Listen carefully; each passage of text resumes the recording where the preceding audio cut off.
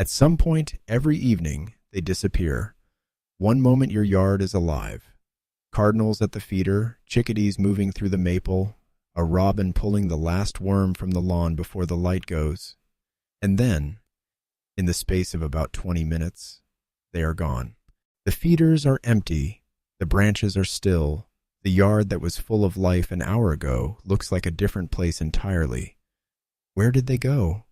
Most people assume the birds are simply somewhere else in the neighborhood, flying around, roosting vaguely in trees, doing whatever birds do when humans stop watching. But the reality is far more specific, far more deliberate, and far stranger than most people realize. What happens to your birds between dusk and dawn is one of the least observed and most extraordinary parts of their lives. Tonight, while you are asleep, the birds in your yard will do things that would stop you mid-breath if you could see them. Some of them will drop their body temperature by degrees to survive the cold.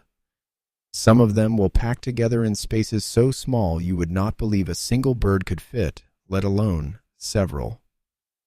Some of them, the ones you never think of as travelers, will be flying hundreds of miles above your house in complete darkness. Welcome back to Backyard Bird Mind. Subscribe before you leave, because what you are about to learn happens every single night in your yard, completely invisible to you, and it will change the way you think about the birds you see every morning. Tonight, we are going into the dark, into what your birds actually do when the light leaves your yard. Stay until the end because the last thing we cover happens directly above your house on certain nights each spring and fall, and the scale of it is something most people never fully grasp. Number 1. Where your birds actually go when the sun sets. The answer is not where most people imagine, and it is different for almost every species in your yard. The northern cardinal is one of the easiest to track. Cardinals do not roost far from where they spend the day. In the hour before sunset, a male cardinal will move to dense vegetation, typically a thicket, an evergreen shrub, or a tangle of vines within a few hundred feet of his daytime territory. He chooses the densest cover available, not for warmth primarily, but for protection. A sleeping bird is a vulnerable bird, and dense vegetation is the closest thing to invisibility a cardinal can achieve. He will go to the same roost site night after night for weeks or months at a time. If you have a thick holly bush or a dense arbor vitae hedge in your yard, there is a reasonable chance a cardinal has been sleeping in it every night this winter without you knowing. The chickadee's nighttime strategy is different and considerably more surprising. On cold nights, and in the northern United States, cold means anything below freezing black-capped chickadees enter a state called regulated hypothermia. They deliberately lower their body temperature by up to 22 degrees Fahrenheit below their normal daytime temperature. Their metabolism slows dramatically. Their heart rate drops. They are not fully asleep in the way we understand sleep. They are closer to a controlled shutdown, conserving enough energy to survive temperatures that would otherwise require burning fat reserves they cannot afford to lose. A chickadee weighs about 11 g. That is roughly the weight of 2 pennies. On a cold winter night, the energy budget of that tiny bird is so tight that without regulated hypothermia, it might not survive to morning. With it, it does, night after night, through temperatures that would kill an unprotected animal of that size within hours. The roost site matters too. Chickadees find cavities, old woodpecker holes, gaps in tree bark, nest boxes, and sleep inside them. The walls of the cavity trap the warmth of the bird's body and reduce heat loss dramatically. A chickadee in a cavity on a cold night is operating with extraordinary physiological precision. Number 2. The communal roost, when birds pack together to survive. Some of the most dramatic nighttime behavior in your yard involves species you would never expect to be social sleepers. The eastern bluebird is one of the most striking examples. Bluebirds are territorial during the breeding season.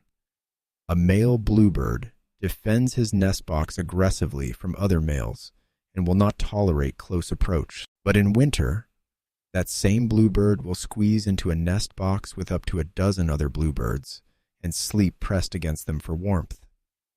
The territorial rules of the breeding season are entirely suspended.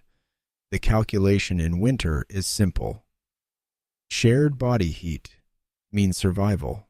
Researchers have documented nest boxes in the eastern United States that contain 12 to 15 bluebirds on a single cold winter night. Birds that during the day would not perch within 30 feet of each other, sharing a 6-in cavity without apparent conflict. The house wren does something similar, though less dramatically. Carolina wrens, which do not migrate and face genuine cold survival challenges in northern parts of their range, will sometimes share roost cavities with other wrens, behavior that their daytime territoriality would make seem impossible. What this tells you about your yard is this: the nest boxes and dense shrubs you maintain are not just breeding infrastructure, they are survival infrastructure. On the coldest nights of winter, those structures are the difference between birds that wake up in your yard tomorrow morning and birds that do not. Number 3, how birds navigate the dark and what they are listening for. A sleeping bird is not fully switched off. It is operating in a mode that most people never think about, a half-awake state of continuous environmental monitoring that researchers call unihemispheric slow-wave sleep. Many birds can sleep with one eye open, literally. One hemisphere of the brain enters a sleep state while the other remains active and alert, the open eye scanning for predators. The sleeping and waking hemispheres switch periodically, so both sides get rest, but the bird is never completely unconscious in the way a sleeping human is. Cornell Lab of Ornithology researchers studying mallard ducks first documented this clearly. Ducks sleeping in a row at the edge of the group kept the outward-facing eye open, monitoring the environment, while ducks in the center of the group slept with both eyes closed. The vigilance was distributed across the flock. The same principle applies to the birds in your yard. When a chickadee is roosting in a tree cavity on a winter night, it is not fully asleep.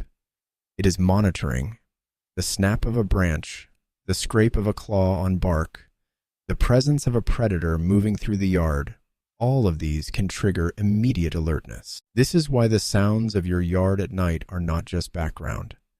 The great horned owl that calls from the oak tree at 10 p.m. is being heard by every bird roosting within range.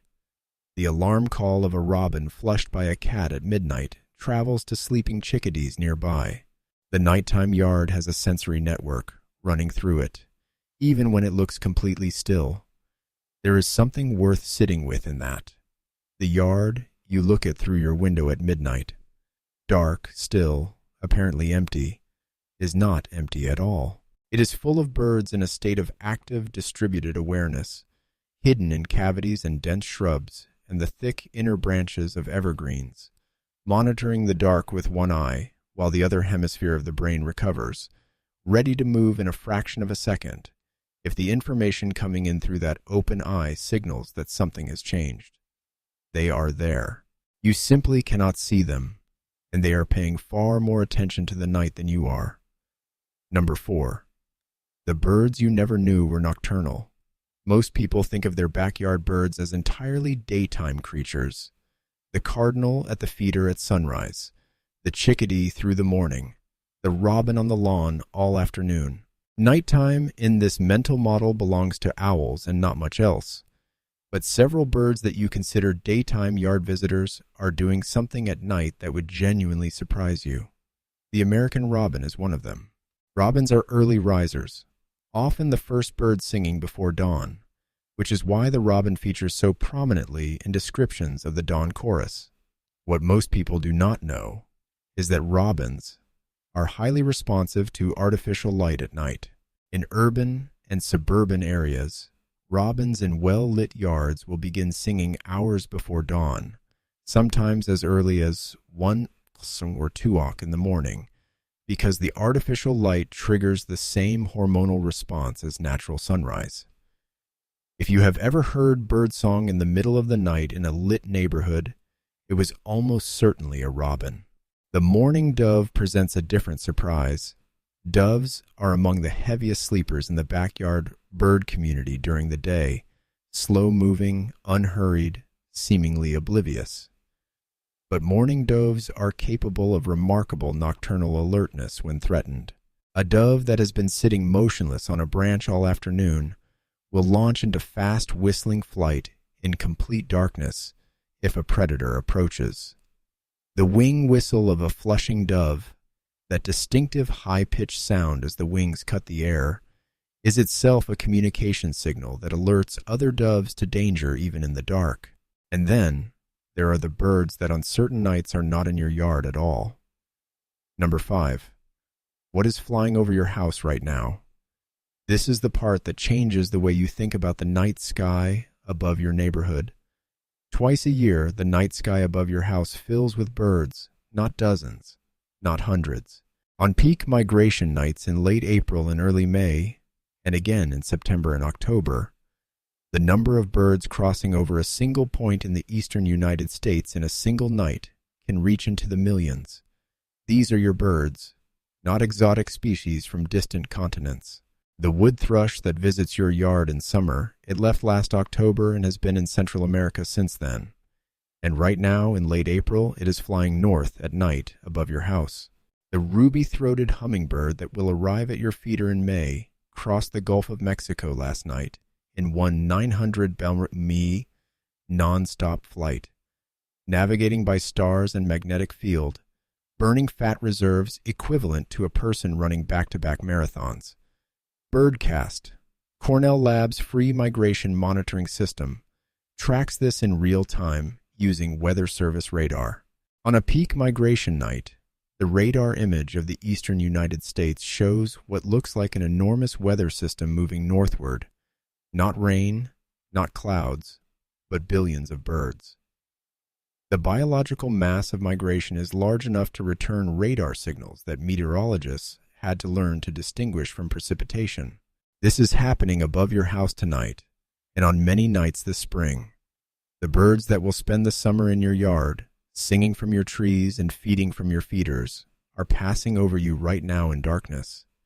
Navigating a continent by light, they can see that you cannot, following paths their ancestors traveled for millions of years. The yard goes quiet at dusk. The feeders empty. The branches go still. But what you are looking at when you see that empty yard is not absence, it is concealment. The cardinal is in your holly bush. The chickadee is in the woodpecker hole in the oak.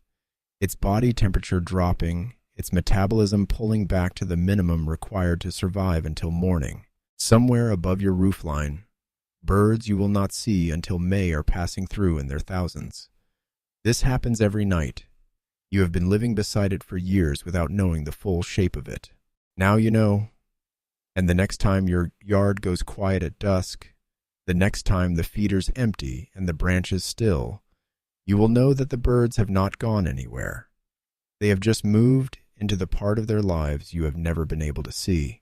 Tell me in the comments, have you ever heard birds singing in the middle of the night in your yard, or seen something moving through after dark that surprised you? I want to hear about it. I read everyone. I'll see you in the next one.